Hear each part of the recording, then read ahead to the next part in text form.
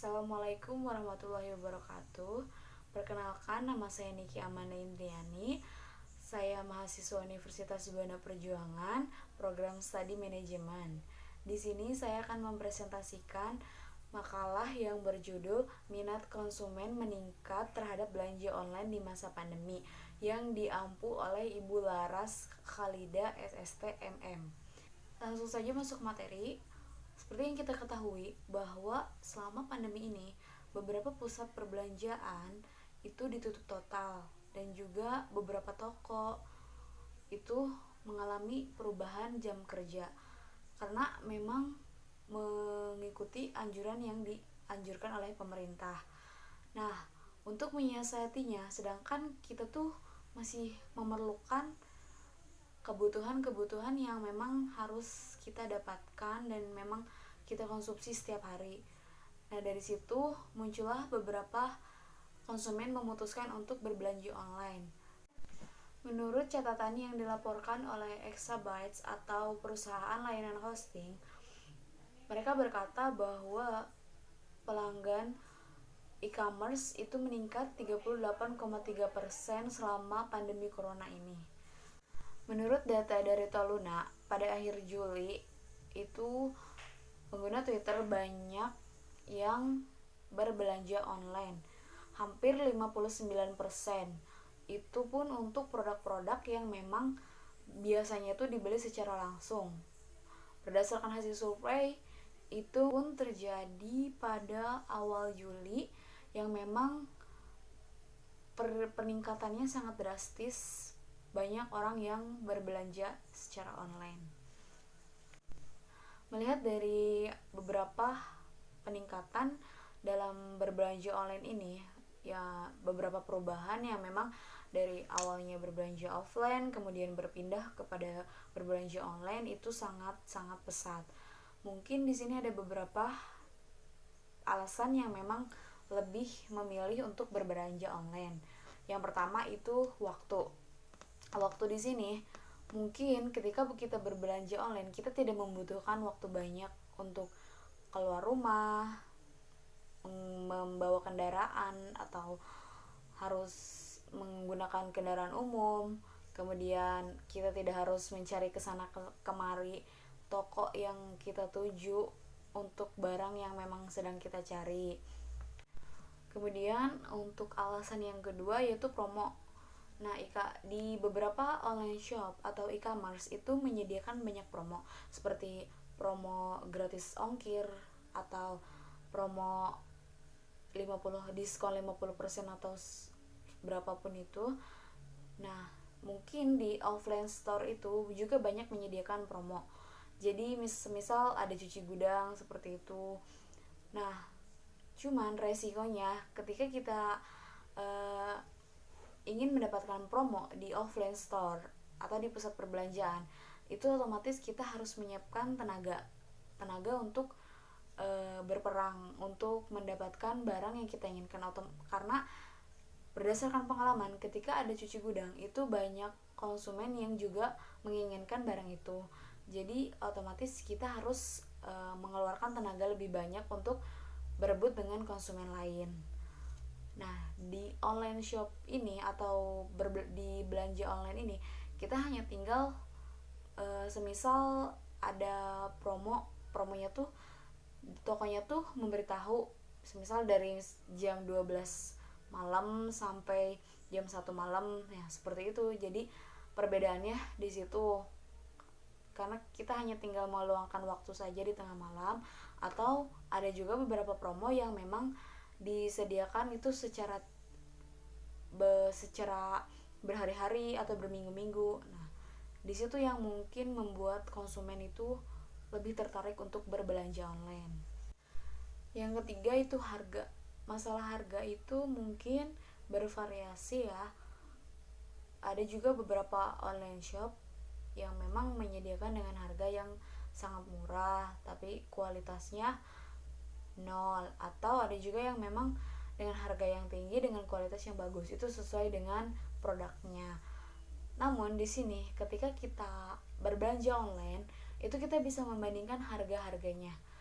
Jadi hanya tinggal mengecek di sosial media atau di e-commerce seperti di tokonya. Mungkin di toko A ini harganya tuh segini, terus kita tinggal cari lagi di toko B harganya lebih murah tapi penilaiannya agak kurang. Nah, ketika kita berbelanja offline itu kan tidak mungkin kita masuk ke toko satu, ke toko dua hanya untuk membandingkan harga. Selain menguras waktu, juga mungkin kita akan mendapat perlakuan yang memang berdasarkan pengalaman saya sendiri pun si SPG dari tokonya tersebut agak risih kalau kita hanya bertanya-tanya tentang harga saja, terlalu membandingkan harga. Nah, seperti itu.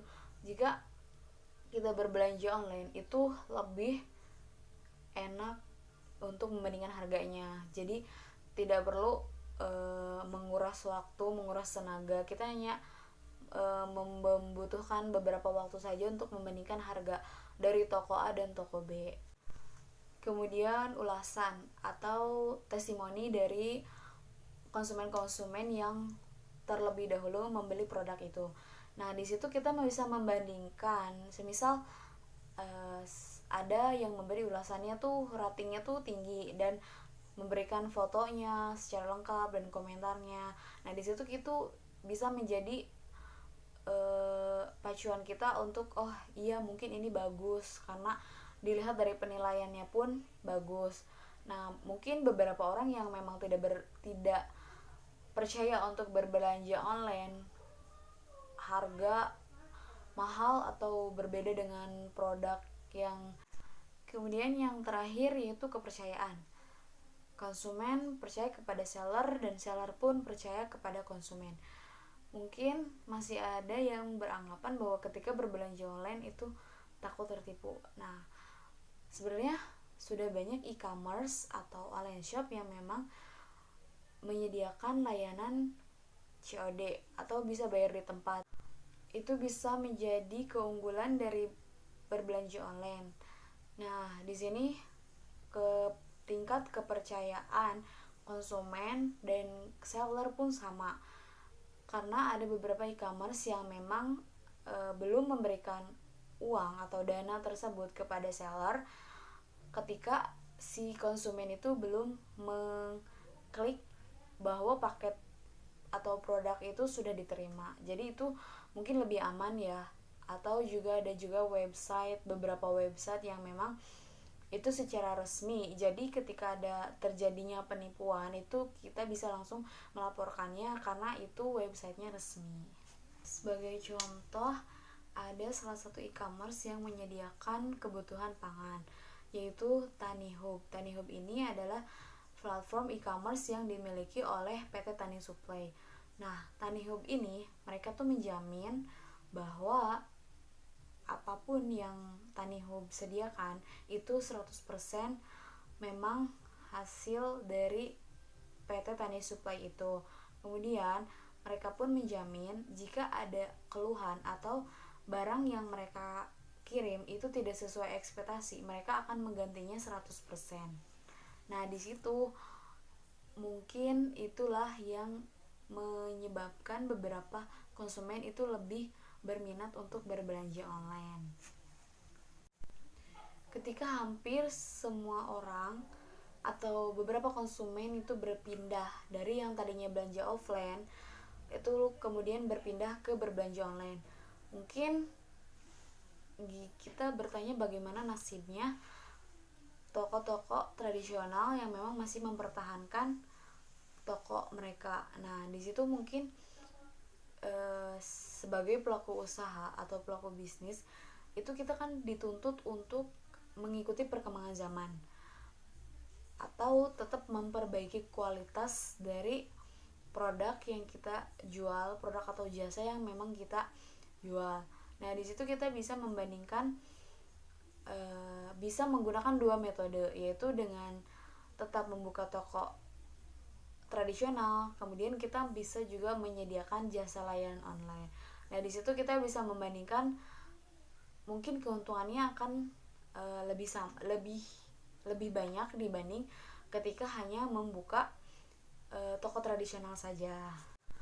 atau bisa juga bekerja sama dengan orang-orang yang memang menyediakan jasa layanan titip. Nah, di sini jasa layanan titip ini memang sudah sangat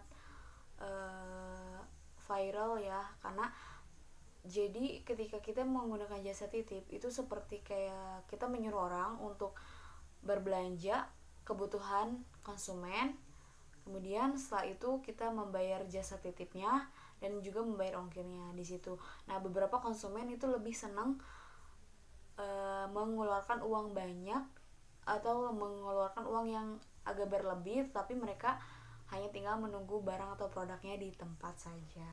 Tapi itu hanya sebagian konsumen saja yang memang lebih senang berbelanja online. Pada kenyataannya masih ada beberapa konsumen yang lebih menyukai untuk berbelanja langsung ke tempat dan memilih produk atau barang yang memang mereka butuhkan, seperti ada rasa ingin mengetahui bahan dari pakaian itu atau langsung memilih sayur-sayuran yang segarnya. Nah, di situ kita bisa tetap mempertahankan ketradisionalannya. Atau juga ketika berbelanja itu menurut psikologi itu bisa membuat kita tuh lebih tenang dan happy. Jadi ketika semua orang berbondong-bondong lebih memilih untuk berbelanja online, perlu kita sadari bahwa ada juga sebagian orang yang masih tetap mempertahankan berbelanja langsung ke pusat perbelanjaan atau langsung ke pasar tradisional. Kesimpulan yang dapat kita ambil bahwa sebagai pelaku usaha atau pelaku bisnis, kita tetap harus mengikuti kemauan konsumen atau perilaku konsumen. Kita harus mengetahui perilakunya itu. Mungkin saat ini mereka sedang marak-maraknya ingin berbelanja online, memilih untuk berbelanja online. Nah, jadi kita tetap harus mengikuti alur perkembangan zaman.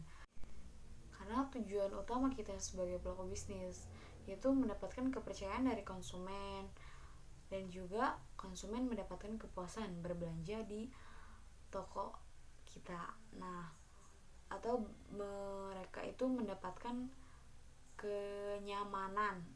Jadi bukan hanya soal tentang keuntungan. Bisnis di sini atau usaha kita sebagai pelaku usaha itu kita harus bisa membuat konsumen itu nyaman dan percaya terhadap produk yang kita miliki. Sekian presentasi dari saya, kurang dan lebihnya mohon maaf. Wassalamualaikum warahmatullahi wabarakatuh.